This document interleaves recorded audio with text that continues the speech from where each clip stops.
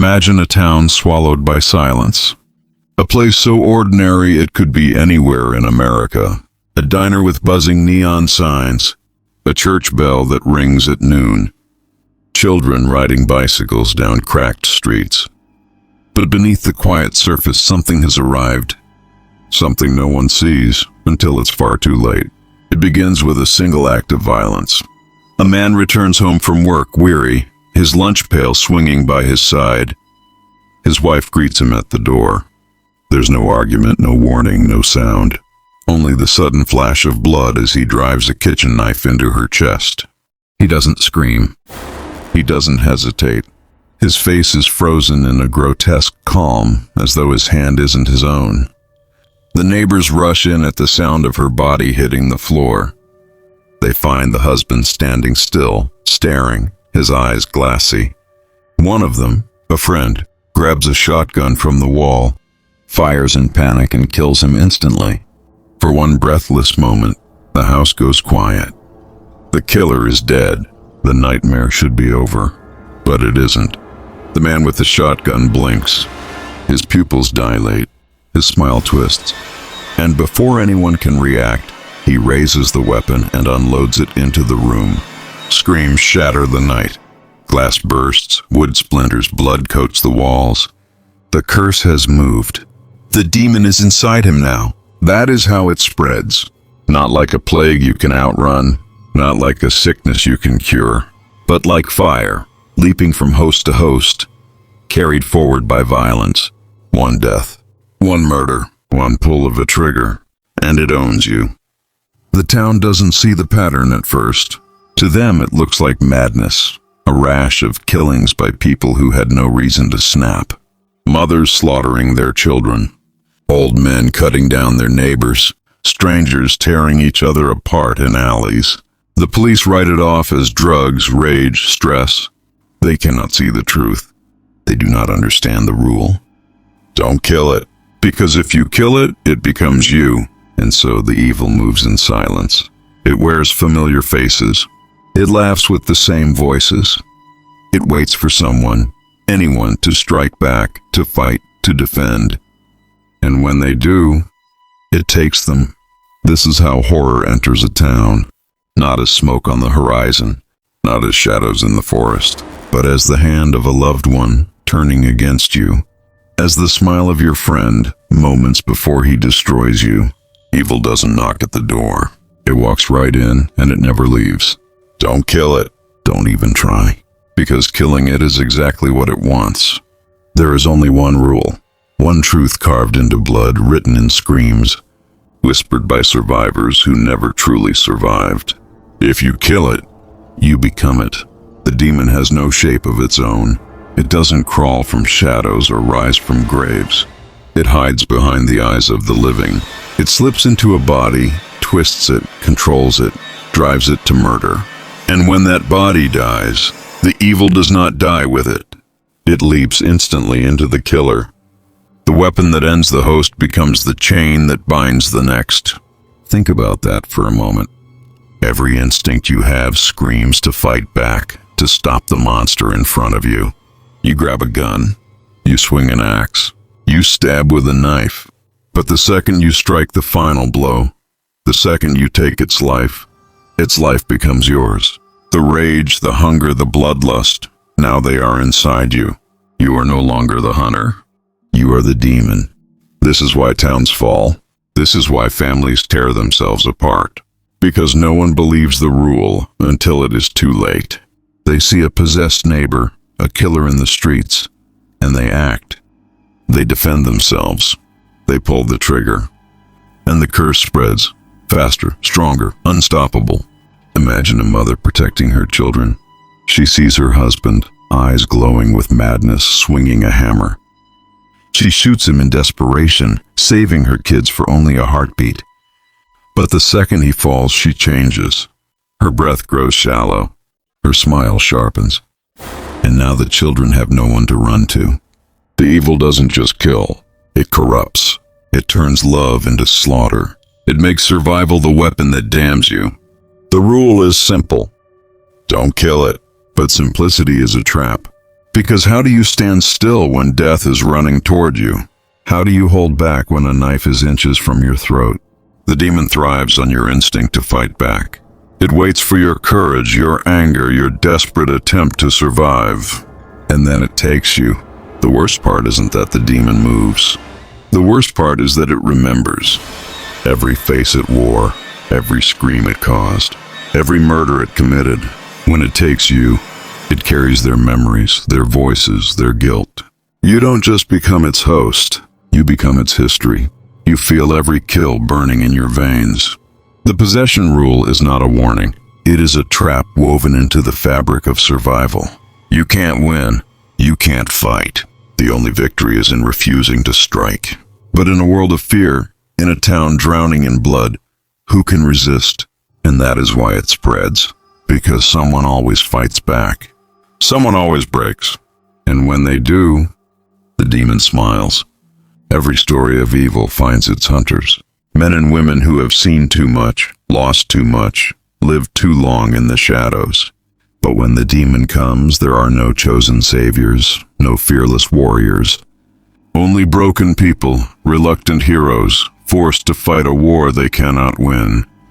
The first is the hunter, a man scarred by years of chasing the curse across states, across decades, across bodies. He has watched towns burn. He has seen families destroy themselves. He knows the rule. He has lived by it. Never kill the host. Contain it. Trap it. Starve it. He doesn't fight with bullets or blades. He fights with patience, with knowledge, with scars carved into his memory. But he is tired. Tired of watching the cycle repeat. Tired of burying strangers. Tired of being the last one standing. His greatest weapon is also his greatest curse.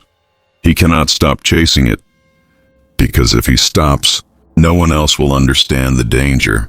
Then there is the sheriff, a woman sworn to protect her town, bound by duty, grounded in law. She doesn't believe in demons. She believes in evidence, in suspects, in crimes that can be solved with handcuffs and trials. But when she sees her officers slaughter each other, when she watches killers transform before her eyes, her beliefs begin to crack. She hates the hunter. She thinks he is a madman, dragging superstition into her town. But hate is fragile when blood fills the streets. And so she listens, slowly, reluctantly, and the truth seeps into her bones. If she fights the way she's been trained, she will doom them all. If she pulls her gun, if she fires her weapon, she may be the next to smile with the demon's teeth. Together, they form a fragile alliance. The hunter with his endless scars, the sheriff with her stubborn defiance. Two souls who never asked for this war, forced into it by survival. They don't trust each other. They don't like each other. But they both know the same truth. If they fail, the town will fall and the curse will spread. Their challenge is not just the demon. Their challenge is the people. Neighbors who cannot resist fighting back. Officers who panic under pressure. Parents who refuse to watch their children die without striking. Every ally becomes a liability. Every survivor becomes a threat. And the hunter and the sheriff must do the unthinkable: stop the town from defending itself. Because in this war, courage is poison. Resistance is surrender. And every trigger pulled, every blade swung, every desperate act of survival only feeds the monster. The reluctant heroes walk a razor's edge.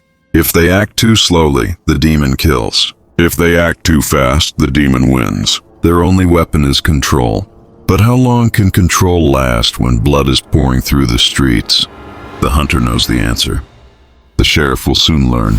No one fights this evil without becoming part of it. A town is a fragile thing, held together by trust, by routine, by the unspoken belief that tomorrow will be the same as today. But when the demon arrives, that fragile thread snaps, and order collapses into madness. It starts with whispers, neighbors locking their doors, refusing to answer knocks, a mother clutching her children close, refusing to let them play outside. The sheriff's phone rings without pause, reports of violence, screams in the night, people turning on one another without reason. At first it looks like crime, then it looks like hysteria. But soon the truth becomes clear. The demon has taken root. A man shoots his best friend in a bar fight, only to laugh with blood dripping from his teeth. A teenager stabs an intruder, then turns the blade on his own family. A police officer stops a rampaging suspect with a bullet, only to turn his weapon on the innocent crowd around him.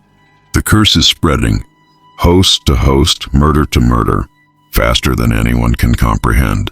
Panic ignites like gasoline. Some residents flee, clogging the roads with cars, but escape is impossible.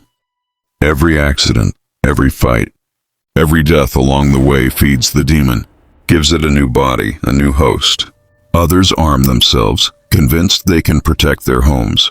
But guns, knives, and fists are exactly what it craves. Every act of defense becomes an invitation. The hunter warns them. The sheriff pleads with them. But fear is louder than reason. A father will not stand idle while his daughter is attacked. A soldier will not lay down his weapon while his comrades are slaughtered. Courage becomes chaos, and chaos is the demon's perfect home. The town turns into a battlefield. Sirens wail, but no help comes. Flames rise from houses where families destroyed themselves. Streets are littered with bodies, some still twitching, some already grinning with possession. Neighbors point guns at each other, unable to tell who is human and who is cursed.